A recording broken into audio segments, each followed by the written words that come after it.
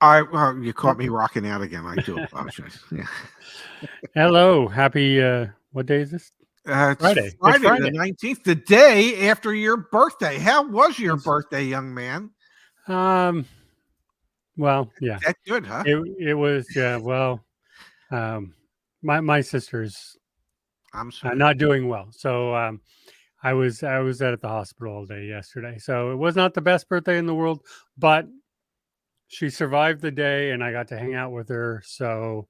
Um, so it ended up being a good day, just that I get to be with her. So Well, that was good. That part of it was good. So okay. Remind me never to ask you that question again. yeah. Sorry, like I just trying not to go apologize into for that. specific. That was the right Yeah. day, Yeah. but today's to ask us anything, and look at that. Our first question comes from Kimberly, who did not find the answer in the thumbnail, even though Yeah. it is there. Believe it or not, How Kimberly. many chickens would it take to fill the Grand Canyon? That's right. Oh, wow. And that's in the thumbnail? It is. It is right there in the middle. It is 2.08 35 quadrillion chickens. Is that a lot of chickens? That is enough chickens to go from here to the sun and back 142,000 times. Wow. That'd be a lot of chickens. That's a lot of chickens. That's a Can lot I of share a story with you about the Grand Canyon? yes, and chickens. You can do Well, both. I don't know. I Whichever you don't know if got. the story will include chickens, but I'll do my best. There was a time when I had a golf pro shop in Mesa, Arizona, a Golf USA franchise in Mesa, Arizona, and my Mizuno rep came in, and he wanted me to carry some Mizuno golf shoes, and they had these ceramic spikes on them, which he swore to me, he said, "You cannot wear these spikes down. They will not wear down. They are forever." He said, "I don't care if you're riding in the cart and you drag 1 foot on the cart path as you're going." And I said, "Do you know everything wears?" At one time, the Grand Canyon was an inch deep. Uh, That's right. yeah. So even those damn spikes we're going to wear. He said, "Well, if they do, we'll give you a free pair of shoes." Well, it's not if, it's when. Yeah. Yeah. It's a matter of when. But yes. So my question would be, how many pairs of Mizuno golf shoes with the ceramic spikes would it take to fill the Grand Canyon? And I'm thinking it would be more than all them chickens, because chickens are Yeah. bigger than those shoes. Yeah. That's right. Yeah. A chicken is roughly 2 liters in size. So the Okay. shoes are not. No. So So there you have it. That's my Grand Canyon story. I do apologize. Yeah. And then we have from Laura. Yes. Hi, Laura. What are our favorite colors? Do you want me to go first? Yeah, you go first. Because I have a guess. Okay. Blue. That Blue was is my my guess. favorite. Blue is my favorite color. That just brings out the highlights of my eyes. And I think every regular viewer of the channel knows mine would be pink is my favorite color. There's not very many people that can pull off wearing pink quite like you do. Yeah, I mean, I purple is a better color on me, but I like pink best. Well, there but you have I it. look good in purple. You look good in anything. Yeah, Ray looks fantastic, and baby blue brings out those eyes. It does. Well, thank you. Thank you very much. And Laura likes yellow. I mean, I do not hear that a lot from people. I don't get a lot of like yellow favorite colors, but Yeah, in the right shade of yellow, it can be a very beautiful color. it can. I can tell you Zach's favorite color, at least when he was a kid. I don't know if it still is today, but it was green. Great. So that was mine as a kid too. Yeah. As a child, I liked green. As I got older, it sort of changed. I still like green, but pink. Look, here's a question. Oh, okay. Yeah. What was my favorite dealership to work at, and why?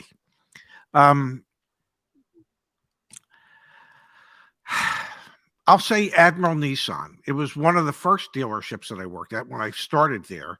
It was Admiral Datsun, and I actually started there. It opened up in Pleasantville, New Jersey, just outside of Atlantic City. And the reason that it opened was because they had passed casino gaming for Atlantic City, and so Nissan awarded or Datsun awarded a new point in the Atlantic City area. And I started there 2 weeks before we opened.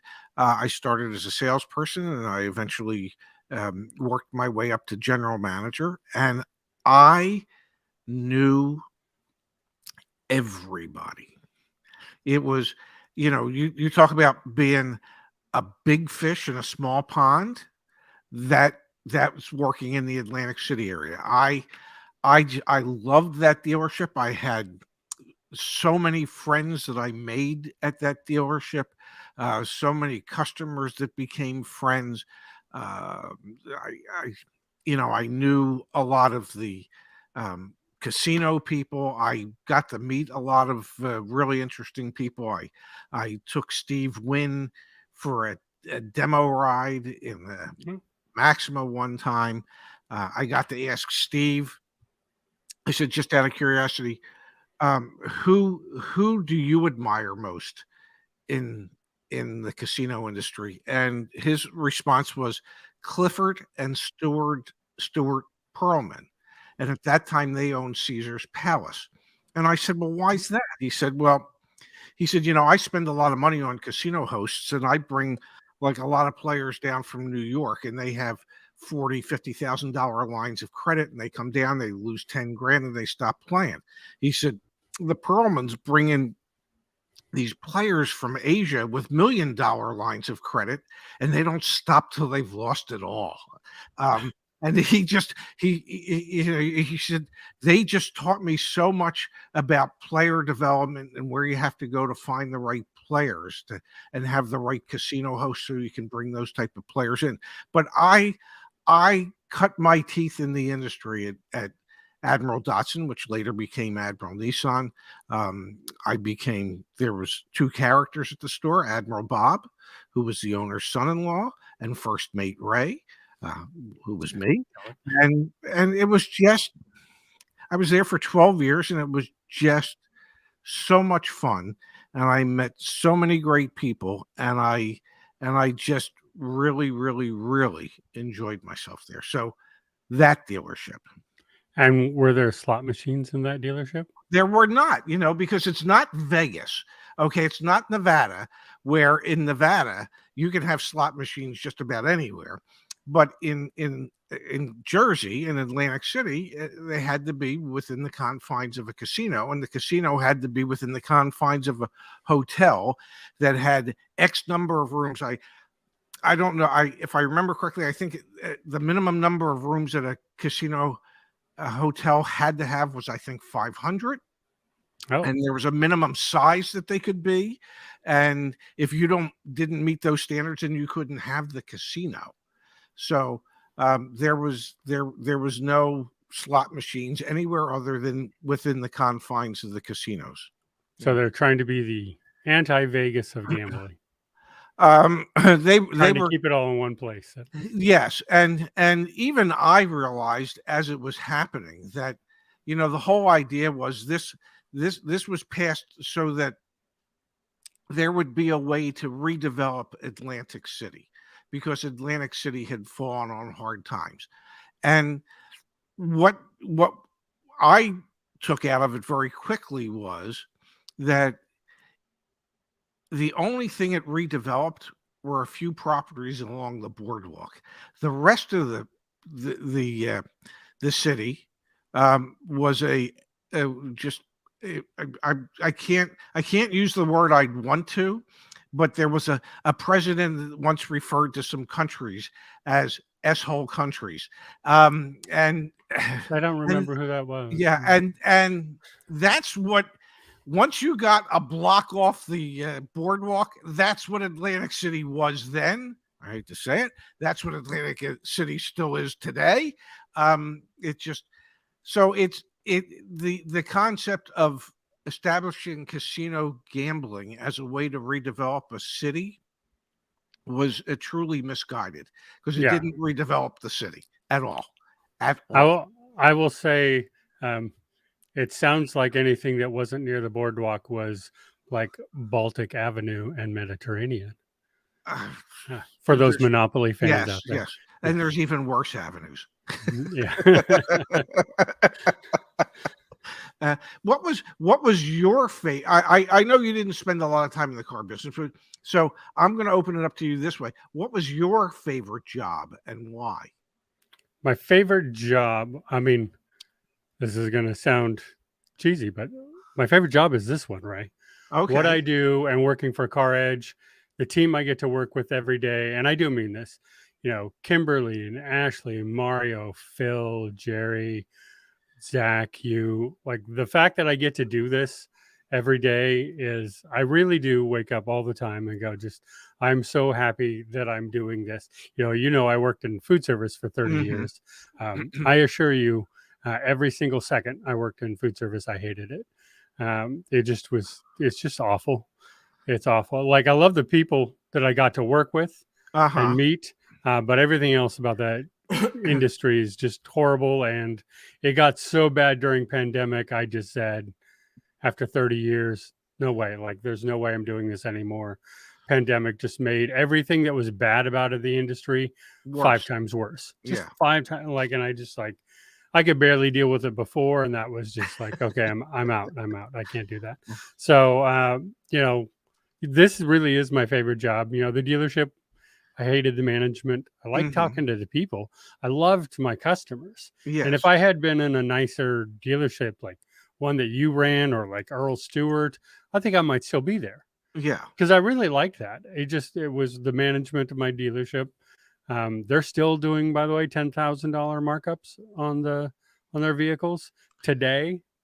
I'm just like, what? Like, so, I had to get out of that, but that was the, and yes, to Jared, yeah, 30 years and I hated it, but there's a time where money buys you out. Yes. Yeah, Yes. so where you, like, you hate it, but you got enough money to cover your bills, put some in savings and all that. So it became harder to leave as the years went on, and I was like, I don't want to take a money hit, so where do you go? And no one Hmm. wanted to pay me as much, so that's just what that was. We do Well, have another question here from Michael that okay. I bet you can answer this one even. Yes. Is it better to buy used Tesla through Tesla or the dealership? Well, it depends. If you want somebody to explain to you how everything works in that Tesla, you'd be better off buying it through Tesla.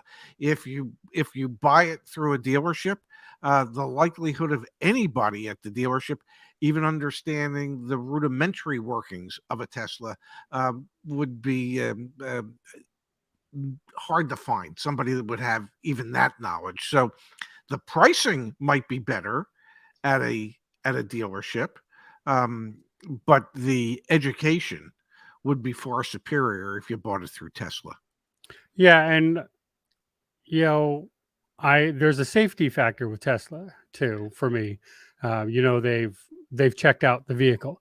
They know what the battery health is. They know Hmm. how it's been driven. They know all the information that you really can't get at the dealership, or Yes. they might be able to check battery health with their equipment, but they probably aren't going to.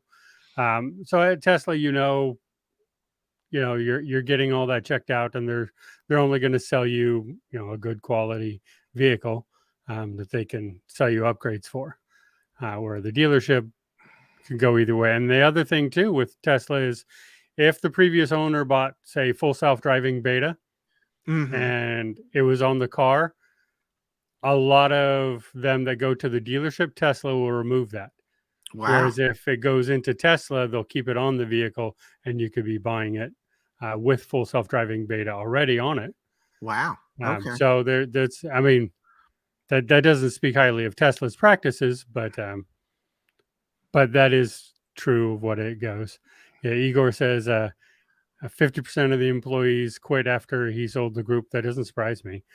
A lot of I think there's I think there's more good dealers than bad, but the bad ones are so bad they give everybody A a bad horrible name. name, Yes. and it's just so hard, and especially on the employees. Like we always talk about from the customer point of view, but it's really rough on people who care about other people and Hmm. want to give good deals to their customers. Like, look, I still made money. I wasn't in it volunteering for nonprofit, but I still wanted to push for them to get a really good deal. You So you your your hope was that you could sell them a car and make a customer for life. Um, yes, the yeah, dealership's hope was that you could sell them a car and rip every available penny out of that customer's pocket, and perhaps if they never come out of the ether, they'll buy another car. Um, yeah, exactly. Like I wanted the relationships. The thing that I liked about food service were my regular customers, right? sure. I like building that relationship and talking to people, and you know their names and they know you, and you just that's a great system, and that was great for sales too. But my dealership, I don't think cared. I don't think Well, they cared about the long term relationship. that was the nice thing about Admiral Nissan is that Atlantic City's not that big and the surrounding area is not that big. I mean, and so when I say, yeah, you get to know everybody, you really do get to know everybody. It's a small community. And yeah, I knew all the customers' names. I knew everybody. I just, you know, I, people knew who I was. I knew who they were. Yeah. I knew if you had a business, I knew your business. I might have frequented your business, Yep. so that it was it was important to me that we were able to always establish relationships with our customers and get them as a customer and then get their kids as a customer and keep the whole family as a customer. um, so that yeah that's one of the things that I loved most about when I was at Admiral Nissan in Atlantic City. um, because the whole thing is really about relationships. And I've worked for some dealer groups where they didn't necessarily buy into that. I didn't necessarily stick around long, but while I was there, I would attempt to convince them as to why it was cheaper to keep their existing customers than to replace them, and to try and figure out ways to encourage their customers to come back. The concept, I mean, there's nothing, I'll say this, there is absolutely nothing immoral about making a profit when you sell a car. Nothing immoral about No. that at all. Now, there are some things that could be questionably moral about how you go about selling that car. Those are the shenanigans that I didn't want to be involved with, and I didn't Yeah. want my salespeople involved with. So when I say, philosophically, my philosophy has to match up with the owner's. If the owner was, hey, I just want to sell him one car and make as much money off him as I possibly can, that wasn't an owner I wanted to work for, because he wasn't looking at the long term prospect. And, I was at Admiral Nissan for 12 years. From 2 weeks before they opened, I spent 12 years there before I moved out west to open a golf store. Um, it's like my customers in the golf store. I knew Yeah. who all my customers were. I Yeah. knew them all by first names. Yeah, and that's the best way to do sales. That's the best way to do really anything. I think of I don't think of restaurants as sales. It is a relationship business. Yes. And as you said, it costs a lot of money to replace a customer. It costs even more to get a customer you've lost back. Uh, Exponentially more. It yes. is so much more to get them back after you've lost them. And that's what I don't understand about a lot of the dealerships that I deal with and I see all the time. Like, even if this person buys from you now, Yeah. like they're probably not going to come back. And then I get a lot of people here. Hey, I've been buying from this dealership for 4 years, or for the last 40 years, Yes. and and I bought so many cars from them, but now they're doing this. So I need to find another dealer. Like, wow, you've ruined a relationship with someone who's been with you for 40 years, buying, the whole family's bought cars from you, and you're willing to lose that over just forcing junk onto them now. Like, I don't understand how the mentality changed. I mean, obviously new management or whatever has come through, because they just don't see the value in it anymore, and that's ridiculous. Well, it's short-sighted when dealers get that way. And Yeah. if you have customers that have been with you for 40 years, and it means that you have to do something special for them that you might not necessarily do for somebody else because somebody else might be a first-time customer, well, guess what? You do whatever it takes to keep that 40-year customer happy. Yep. I get when there were shortages of cars and that you needed to pretty much make every car deal count. I get that. Okay. But I also get that you need to make special exceptions for people who have been customers of yours who have bought 5, 6, 8, 10, 12 cars or been responsible for the sale of 10 or 12 cars. Yeah. Those are bridges that aren't worth burning because you're trying to make an extra $2,000 or $3,000 off them. They'll make it up to you in so many other ways by continuing to refer friends and family and acquaintances to you that you bite the bullet as a dealer and you go, yeah, okay, so it's a short deal that I normally wouldn't take, but it's a short deal for somebody that's been with me for 40 years. I'd be foolish to turn them away now. Yeah, and like you said, during the height of the shortage and the pandemic and something, making every deal count, but that doesn't mean 20,000 over MSRP. Mm-hmm. It's like, why not just do straight MSRP for that customer? Explain that you can't do below invoice like you probably did on the last 12 cars. But, I think people would understand that. They understand the market. They go, okay, so I'm paying MSRP. That's fine. Mm-hmm. But when you're adding all this other stuff on, like, come on, like you can't do even just straight have a good deal for that customer. I mean, that's ridiculous. But we have another question here for you. Okay. Is it unrealistic to believe I will be able to buy a 2023 Prius Prime in the next year, or it'll be a longer wait? And do you think there'll be any ADM on them? Well, I bet you can answer this question, but I will say this. It'll be a 2024. Yeah, will be a 2024. It won't Agreed. be a 2023. I would say that. And you, I think, having worked more closely with the various dealers out there trying to put these deals together, I'll let you answer the rest about the ADM. Yeah, so like you can definitely find a dealer. I can guarantee you 4 dealers that I know off the top of my head that won't have ADM on these. Yeah. Depending on your region, everything from Earl Stewart to Mountain States, Gastonia, Longo, there's lots of dealers that just will not do an ADM on them. But are you looking at a 12-month wait? Probably 12 to 16 months, depending on the dealership. The higher volume, the better off you will probably be on getting one earlier. But because they'll have more allocations. But the sooner you want it, the more likely you're to pay ADM. I will say exactly. that. Exactly. And then Fat Guy in the Kitchen asked me, do I prefer the sales model with Tesla or traditional dealership?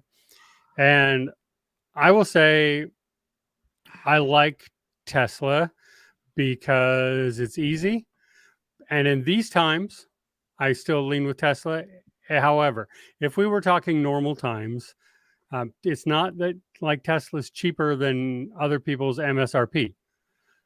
So they're just right along with the MSRP of everybody else. So if we're talking normal times where you could be negotiating below invoice, that would be a better, if you wanted an Ioniq 5 and, all of a sudden inventory went up and we were able to negotiate around invoice again, obviously that's a better model, for the consumer. Right now, good luck getting them, and you're going to have markups a lot. Less you're in the Northeast on the Ioniq 5, you're going to have markups and all kinds of added junk. So, I mean, we just did one in Southern California that was MSRP, but it was a Wow. fight to get there. It was a fight to get there. She did her homework really well. For her first car too. Wow.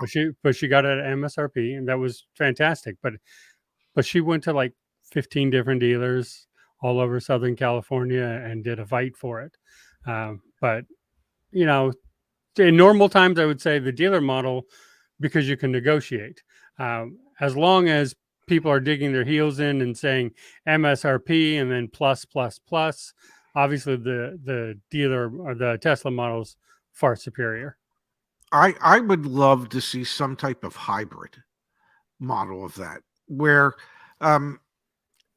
when I was at the mini store, and I think at that time there were 120 mini dealers, maybe. And I used to have conversations with Allison, the general manager, and it was like, if ever Mini really wants to differentiate themselves, which they claimed that they want to do, this would be the perfect opportunity for the Mini dealers, because you only have to convince 120 of them to go to one price selling. Okay, where everybody agrees that it's good, and I know that sounds like price fixing, but maybe it was MSRP or whatever it was, and that would be the price, whether you go to the one in Towson, Maryland, or you go to the one in Philadelphia. It's the price is the price. So that I would love to see something like that, where a good negotiator or a bad negotiator, it doesn't matter. Everybody pays the same. Nobody feels like they were superior to somebody else because they were able to negotiate a better deal, or someone feels like they got taken advantage of because they weren't as good a negotiator as somebody else. Yep. Wouldn't it be, and maybe it's not realistic, I don't know, but wouldn't it be nice if we all paid the same? And I say that, and then I think of like the airline industry, and you could pay $700 for your seat, and the person next to you might have paid $300, depending on Yep. the day when they bought. So none of it's fair. No, it's not. But to your point, what's the most successful used car dealer in America, Ray? That would be CarMax, and you cannot negotiate anything. Yep. Yeah. But people go there because they know, look, this is the price. And I've had people go there and I'm like, you know what? This is overpriced, Yes. but just a little bit. And they're like, how much? Okay. I'm like, look, it's like $600 overpriced that you could probably negotiate from the dealer. And they're just like, that's fine. Yeah. I'd rather do that than deal with the dealer. Yeah. And I go, look, you could negotiate lower with the dealer, but they're just like, no, it's the $600 isn't worth it. I'd rather just go where I'm going to and not have any games and I don't have to worry about, because also at CarMax, the back end is the same. It's all optional. Yes. And they're not forcing anything there and they're not lying to you. So like there's a lot of benefit to that. People really like that model. Is it always the best? No. You're not always going to pay the best price there. Is it but it's worth it to people. Is it the least time consuming? You betcha. Oh yeah. You're not spending 9 hours at a CarMax dealership. Yeah. Well, if you do, it's by choice. There'd be no other reason to do it. And I think one of the aspects that I hated most when I was actually in the dealership was the amount of time that a customer would end up spending at a dealership. That the concept was to keep them there as long as you could, to wear them down, and that eventually they would give in. And that's really, when you think about it, a miserable business model. Just an absolutely miserable business model. When you're asking people to spend the type of money you ask them to spend to buy a car. I mean, why shouldn't that be a pleasant experience as opposed to what some folks say, I would rather have a root canal Yeah, than to go into a car dealership and negotiate on a car. I agree. And as John says here, he knows someone who was in and out of CarMax in 2 hours. I bought 2 cars from CarMax in my lifetime because I didn't want to deal with getting ripped off by the dealer. And yeah, I probably overpaid for them because I did zero research Yeah. back then. But yeah, it was less than 4 hours. I will guarantee you that, from driving up there to driving out with the vehicle. It was fast, easy, and there wasn't much to that. So, I liked that. Yeah. Nowadays, I would of course compare the prices a lot more Mhm. and look at that. But when I bought my Tesla, the first thing I did was look at CarMax because they were doing the fire sale on the Teslas, because it's right Yes. when the price dropped, and they were like, let's get these out. So I did all the research and I looked at them and I looked at those prices and I went, yeah. Now I ended up not buying from them, but I used their deal at the dealership I bought from to negotiate that. But they were really good deals at CarMax then. So, I always say this: CarMax is about 60% overpriced, about 20% about what you'll get at the dealer, and 20% really good deals. So Yes. you really can, if you do your research on CarMax before you go, you can get a great deal. And that is just such a boon for a lot of people, that they don't have to go and deal with this dealer model where you don't know what you're going to get, because maybe they'll get you, maybe they'll get my old dealer, Yeah. and they just don't want to know. It's the beauty of the business operating the way it operates is, well, the reason that CarEdge exists, so that in some small way we can try and impact how it is the business moves forward, how it is dealerships operate moving forward, and that hopefully over time and through growth and the size of our community, we can convince more and more dealers that it's in their best interests to operate in a less shady manner Yeah. and a more customer centric manner, so that you can sell more cars more quickly with less friction. Yeah, Seems like exactly. a win-win-win to me, but And John says, rather than going to the dealership, he would rather have a Spinal Tap. yeah, I'd rather watch Spinal Tap. Final Tap, yeah. But to each their own on that one. JMac has a point, but it's a point counterpoint to his own self. Um, I believe Saturn was well loved because of that pricing model. And Yes, it I was. agree. I agree, and they no And the longer reason exist.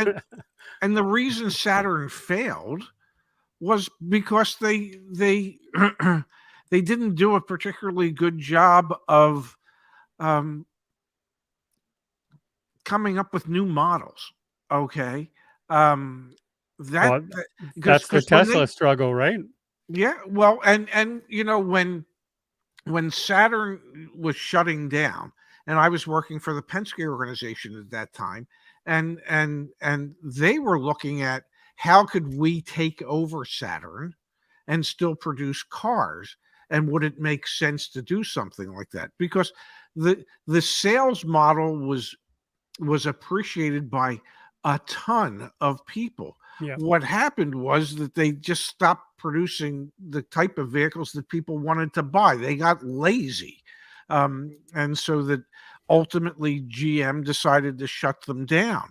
But that was a business model that could work and Yep. did work. No, it So, was good, and I think all automakers go through that at some point. There's a great book by Toyota out there, that talks about what they went through in the 80s with that, and they got complacent, and their management got top heavy, and they weren't out in the field, and they weren't talking to people and listening to their customers, and their sales just plummeted. yeah. And then they said, hey, let's redo this, and they saved themselves from that Saturn issue by just restructuring and going, hey, look, we lost our core principles, and Yeah. we need to go back to that. And now they're the number one automaker in the world. Must be Now, something to it. Yeah, yeah. So, what will make car prices come down and being able to get cars under MSRP again? I will say, let me take this one first and Okay. say there are certain models you most definitely can get under MSRP. If you're looking for light duty pickup trucks or medium duty pickup trucks, most of those you can get under invoice even right now. F Mhm. 150s, Ram 1500s, Colorado 1500s. You know, you can. So there are vehicles you can get. I think Subaru, Mazda, you can get under MSRP. If you're Mhm. looking at Toyota, Honda, that's going to be much more difficult. Gas versions in certain parts of the country, you can, in particular the East Coast, the southern East Coast, in particular, you can get good deals on gas models, but not hybrids. So I think we're starting to see some of that negotiation coming back. What do you think, Ray? Well, I think it's all tied into inventory. As inventory levels continue to increase, we're starting to see a greater likelihood of being able to find certain vehicles um, well under MSRP if inventory levels remain artificially low. And what I mean by that is if the manufacturers decide they're just not going to build the cars and the vehicles so that they can build up their inventory levels again, and many of the manufacturers have decided on that path, then we're not going to get below MSRP again. But we have seen that inventory levels are creeping up. We're up to about 1.9 million new vehicles available in inventory um, on a monthly basis now. Now that's still about half of where we were pre-pandemic. Uh, and you have heard me say it, and Igor has agreed with me to this, that I think average inventory levels moving forward will be somewhere between 2 to 2.4 million vehicles, new vehicles available at dealerships um, moving forward. It's still it'll still be a million to a million and a half vehicles less than what was available prior to the pandemic, but it will be substantially higher than the 900,000 units Yeah, that were available during the pandemic. So, will we ever get back to pricing that we saw pre-pandemic? Probably not, unless we have a major recession. yeah, Um, so more than likely not. But will we get back to a point where we can negotiate below MSRP on a regular basis? I think we will. I don't think the deals will ever be as good as they had been in the past, I but agree. I think they will be much better than what we've seen over the last 2 years. Yeah. And Jared says he ordered a F450 for 1,000 under invoice, Wow. which is absolutely amazing because the heavy duty trucks are hard to even get under MSRP. The Yes. heavy duties are still, and I understand the inventory is starting to creep up barely on those, but so hopefully they will be. But the problem with heavy duty right now, especially, is they're work trucks. Yes. So they're going to make you money typically. So people aren't willing to negotiate on those. There's, inventory is not high still. So that is a fantastic. I believe Jared works for Ford though. Um, Yeah. or has a relationship with them. But that is, so I mean, that's Yeah. fantastic. Ford He had to X go, plan, he said. yeah, Ford X plan. he Yeah. had to go 1,800 miles to do it. So, but that's a good thing for all of our members to remember. I'd say 50% of our deals are still out of state deals. Yeah. People go, you have to go out there and shop around. And I've had a lot of dealers who don't fully understand. I explain this to people every day. When your dealer's putting more than $2,000 in added product or ADM on it, they're no longer competing in the local market. Now they're competing nationally Yes. because you can get it cheaper and have it shipped to you for that cost.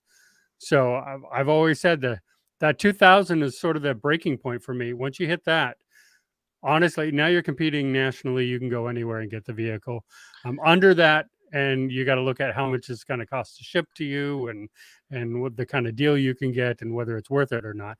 But once you hit that 2,000 mark, it's like, you can be in Southern California and go to Vermont. Well, not Vermont, because they're awful to deal with, but you can go to Jersey and deal with it. Yeah, Vermont for some reason does not do deals on vehicles, period. If you have to come to Jersey, you have to come to South Jersey, because North Jersey, they wouldn't even talk to you.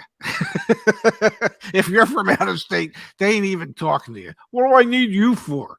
No, that's true. That's true too. Like, always tell the dealer up front when you're asking for that OTD, let them know you're out of state, because there are some people like Longo Toyota, for example, will not even sell out of the Southern California area. So they wouldn't even sell to me in Northern California because they have too much business. Well, and Longo is a Penske store. Oh, is it? I didn't know that. Yes, and was the first Toyota store in the country. Yep. Yes, they were, and the number one volume Toyota store in the country, and has been for years and years and years. Yeah. Yeah. And then Michael says, hopefully the EV VIN is on Recurrent Auto, so you know the battery health. I agree on that. I have Recurrent Auto. I get my report every month. It's very helpful for me, and I know the next owner will appreciate that they can see everything that I've done with the vehicle, how I charged it, how I drove it, and everything on it. So it'll really help there. So sort of the more accurate Carfax of the vehicle, because they're tracking it live. So in that regards, they're not waiting for someone else to report. You connect it with your vehicle and they track it live. So in that regard, I think it's a little bit better than the Carfax thing. Do we think the Honda EV Prologue will get to the market in 2024? No. I don't know if you disagree, Ray, but I say 2025. Okay, well, here's the question I'm going to ask in relation to that. What's going to come first, the Honda EV Prologue or the Cybertruck? Cybertruck, because I'm not saying, now it depends on if you're talking mass market or not, but Cybertruck will be talking mass market, not just the one that Elon drives. Well, no. They'll be doing deliveries by the end of this year. I do believe that on the Cybertruck, but we're talking hundreds, not thousands. Okay. So, will I get mine? Well, first off, I don't think I'm going to be able to afford it.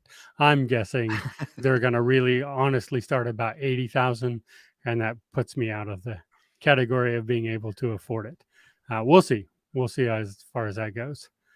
Well, hopefully, there's a lot of Ford hate in the comments. Come on, guys. Really? Ford's not that bad. I mean, they have some issues. They do. But come on, I understand they're number one in recalls, but you also kind of have to look at recalls. Like the Tesla recalls, Tesla's on the forefront of that. Should you call it a recall if you're just doing an over-the-air update? That in the consumer mind, that's not a recall. Come on. No, because a recall is kind of like when you have to take it into the dealership and they have to replace some parts. I mean, I have to take my car in tomorrow for my annual low mileage oil change and a software update. I'm gonna spend more time at the dealership waiting on the software update than for the annual low mileage oil change. Because I think when I get to the dealership, I'll have about, 3,820 miles on the car in a year. Maybe I should have gone with a 5,000 mile a year at least. Still be under. Here's one for you. Yes. You're the reader of the two of us. Can you recommend any reading on the car culture? I moved from Minnesota to South Carolina, and there's so many more used car dealers here, and it seems people have more cars parked at their homes, which is interesting. I never thought of that. I really can't, and I'm not as much of a reader as I used to be. But that is an interesting question. And when we talk about car culture, are we talking about regionalized car culture, or are we talking about the culture developed by the various manufacturers and how that's impacted the industry? And regionally, I would think there's some markets where people's personalities can be read just based off the vehicles that they own. You know everything you need to know about somebody just by looking at the vehicles that they either have in their driveway or the one that they're driving. So Yeah. I yeah, no, I agree. California and driving a Prius says a lot about you. it does. I will tell Yes, you that. yes. As does driving a big lifted F-150. Like, I agree on that. But I would say, no, I deleted where is it? Charles. Check out the community, caredge.com/community. Go over there because I bet you can ask there, and a lot of people will be happy to help you there, and probably even share some articles with you on that because it is a good question because Yeah. moving states is interesting because I did live in Tucson for a while, and I will tell you, the Arizona versus California car mentality, very different, Hmm. very different from each other. So this is a good topic. Maybe I'll even start a post on that topic Yeah, in that the would be community interesting. because that would be Yeah, fun. That would be yeah, fun. absolutely, it would. So you know what time it is, Ray? Yeah, I know. It's Yeah, lunchtime.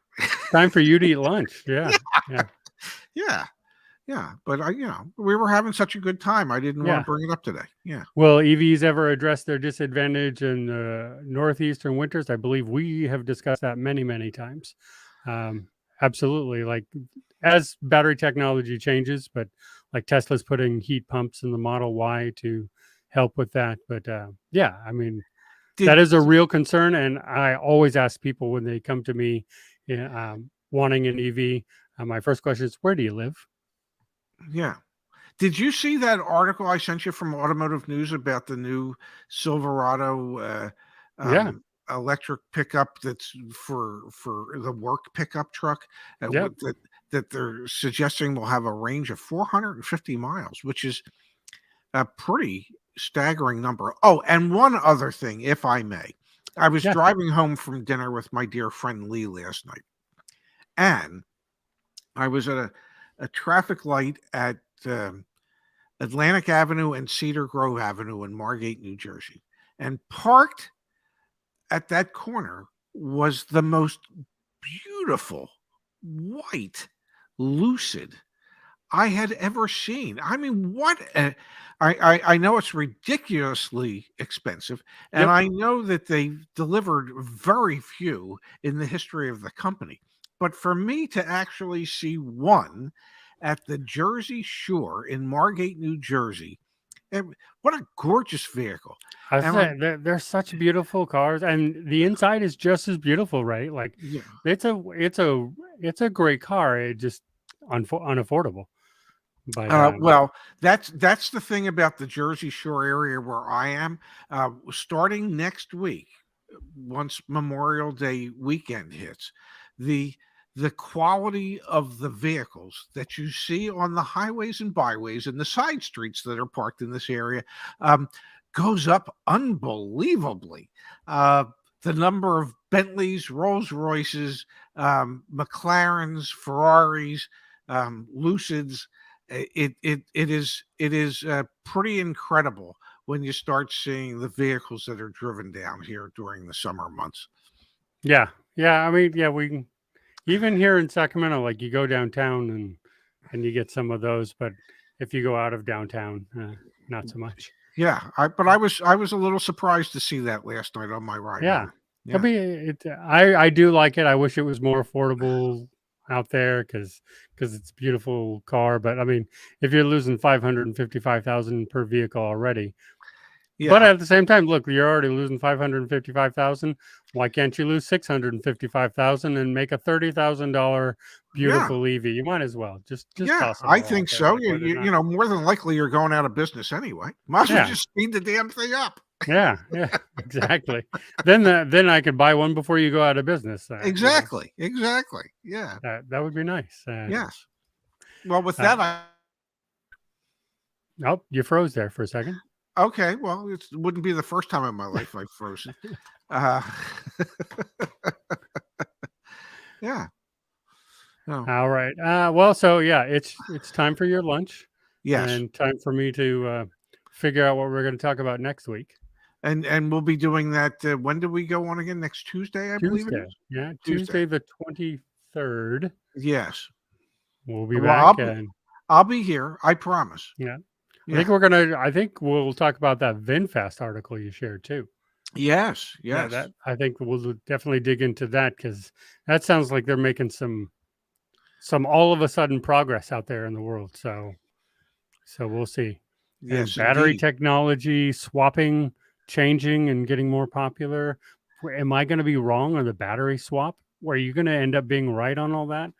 I don't know. I don't know. God, the likelihood of me knowing anything is pretty remote. You know that. I don't know. It looks like you might be right on that one. At least I may end up being wrong. We'll We shall see. see. We shall All right. see. We'll see Well, you have everyone a good Tuesday. weekend. Thank you, You too, everybody, Ray. for being here today. We'll see you back here next Tuesday.